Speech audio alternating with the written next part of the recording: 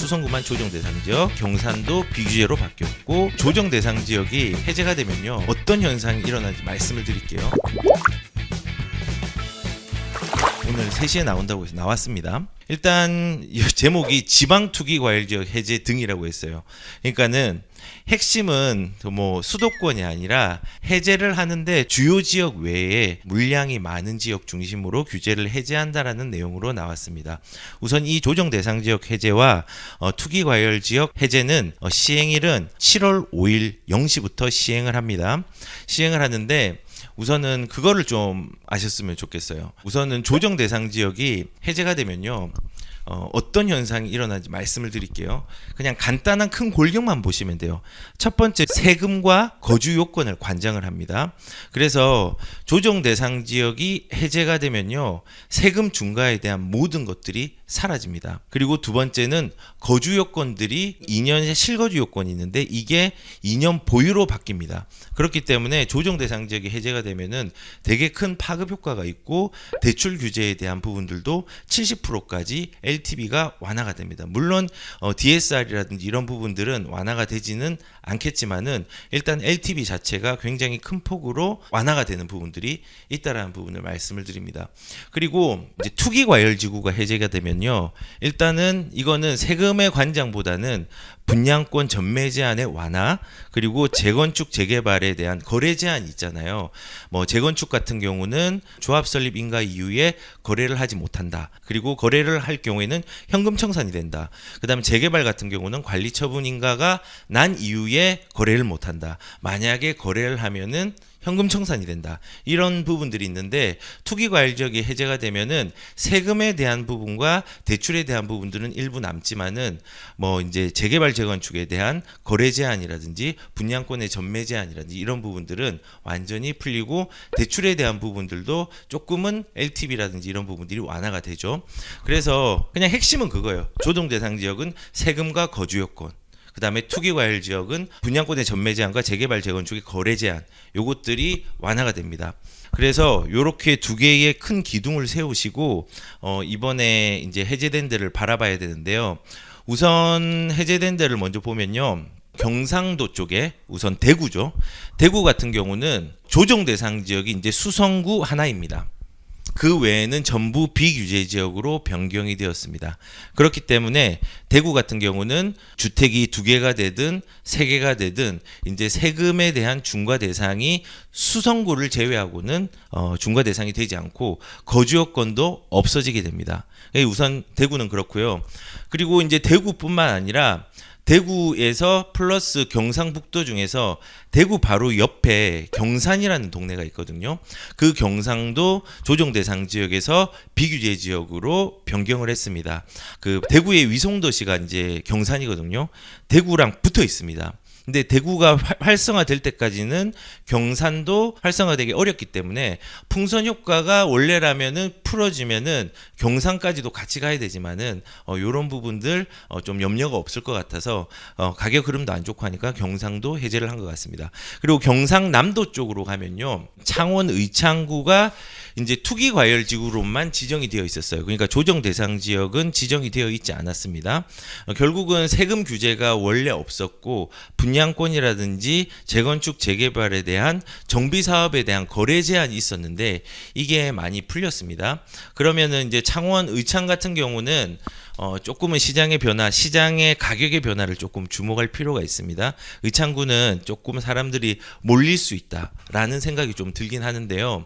우선 이런 지역이 예전에 대구가 그랬잖아요. 수성구 같은 경우가 투기과열지구로 지정이 되어 있었는데 조정 대상 지역은 지정이 되지 않아서 뒤늦게 투기과열지구를 지정한 이후에 조정 대상 지역을 이제 지정을 한 케이스가 되죠. 그렇게 되면은 대구 같은 경우는 재개발 재건축의 거래 제한과 청약 분양권에 대한 전매 제한들이 존재는 했지만은 거주 요건도 없었고 세금에 대한 부분들도 중과가 없었던 부분이었는데 의창구가 지금 예전의 대구와 똑같았습니다. 그런데 이 의창구는 투기과열지구가 이제 완전히 해제가 되었습니다.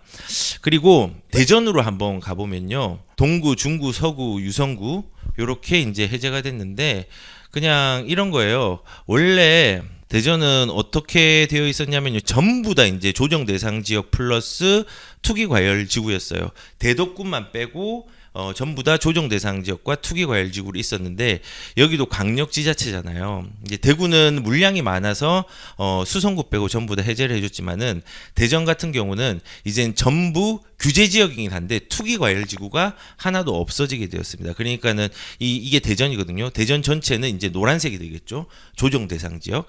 투기 과열 지구만 이제 해제가 된 상황이에요. 그러면 여기는 세금에 대한 규제는 있는데 정비 사업이라든지 분양권 전매 제한에 대한 부분들은 어느 정도 풀렸다고 이제 생각을 할 수 있습니다. 그리고 전라도 같은 경우는 전남 여수 순천, 광양 이거는 우리가 예상을 했었죠. 워낙 이제 시장의 가격들이 조금 별로 좋지 않아 가지고 이 부분들도 이제 해제를 했는데 원래 조정 대상 지역이었는데 이게 풀렸습니다. 그러면은 이제 대출, 세금, 거주 요건들이 조금 많이 풀리는 상황이 되겠죠. 그리고 이제 중요한 건 수도권인데 이 수도권 같은 경우는 풀어주긴 했습니다. 풀어주긴 했는데 안산 단원구까지만 안산이 풀린 거 아니야? 라고 했는데 여기서 보면 아파트가 없는 도서지역임에도 불구하고 뭐 규제지역으로 지정된 안산 화성 일부 지역은 뭐 이제 투기과열지구 조정대상지역을 해제키로 결정했다. 사실은 좀 말이 안 됐었던 게 지금 현재 시점에서 보면은 여기 보세요. 제부도 대부도 있는데 보세요. 여기가 투기과열지구였어요.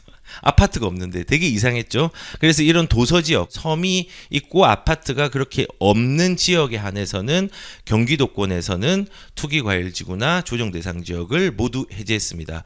그 외에 경기도는 해제를 하지 않았고요. 마지막으로 세종시 같은 경우 특별한데 하락은 지속되고 있지만은 여러 가지 이유로 뭐 청약 경쟁률이라고 했는데 이런 게 아직까지는 가격에 비해서 높게 유지되기 때문에 현행 규제로 지정을 유지키로 했다. 라고 이제 얘기를 하고 있습니다.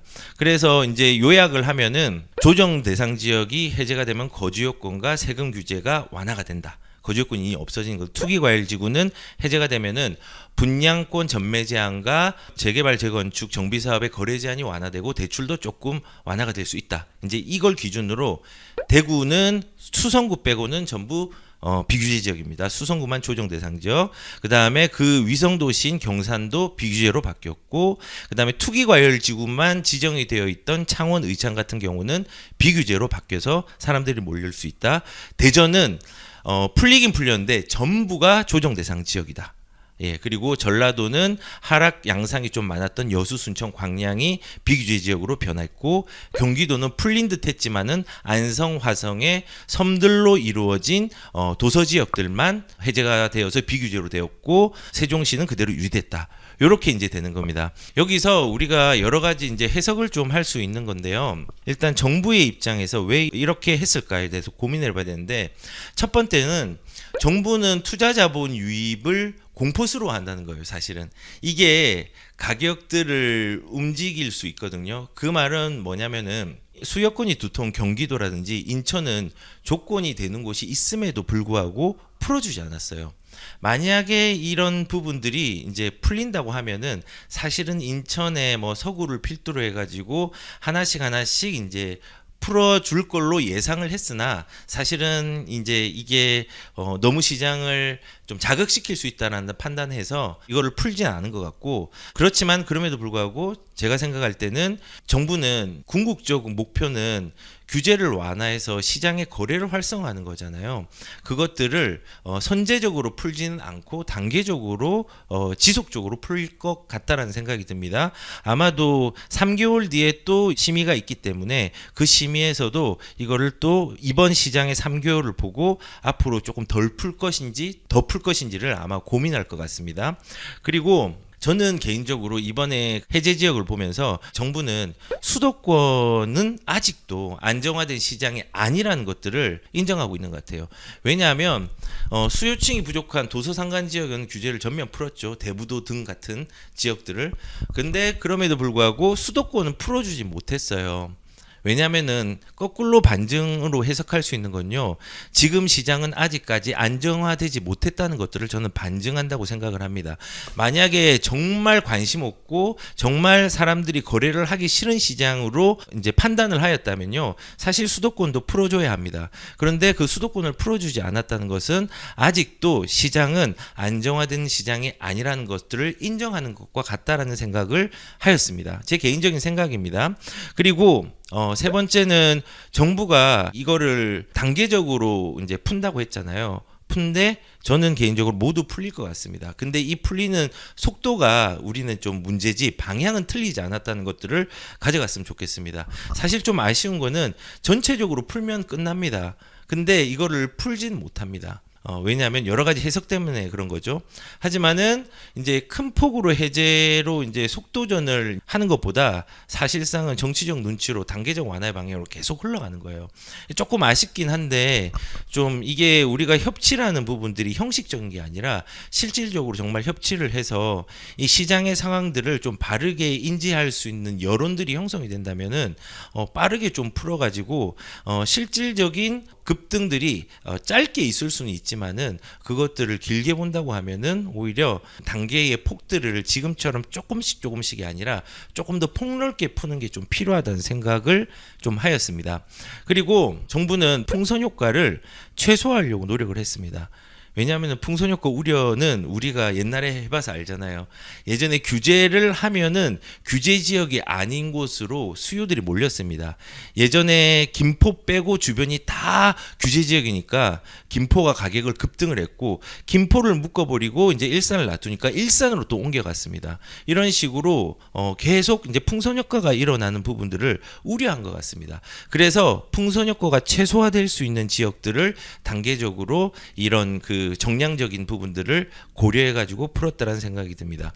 그리고 마지막으로 하락이 있어도 이슈가 되는 곳은 풀지는 않았습니다. 특히 이제 세종시를 보면 압니다. 세종시는 하락이라는 부분들이 있지만은 정치적인 해석도 충분히 좀 가미를 할 수 있다는 생각이 들어요. 왜냐하면 세종시는 중앙정부가 있는 곳입니다. 그러면은 공무원이 밀집된 곳에 혜택이 가해지면 안 된다라는 정치적인 해석도 플러스가 된 것 같고 세종시는 사실 제가 저번 영상에 말한 것처럼 대구처럼 물량의 양이라든지 이런 부분이 전혀 다른 지역입니다. 그렇기 때문에 여기는 풀면은 사실은 좀 올라갈 곳이라고 저는 생각을 했습니다. 근데 마찬가지로 정부 입장에서도 정치적인 부분 플러스 세종에 대한 좀 부분들은 풀면 안 된다는 생각이 큰 걸로 예상이 되었고 정량적인 관점이 아니라 정성적인 관점에서 이거는 풀어주지 않았다고 이제 생각이 듭니다.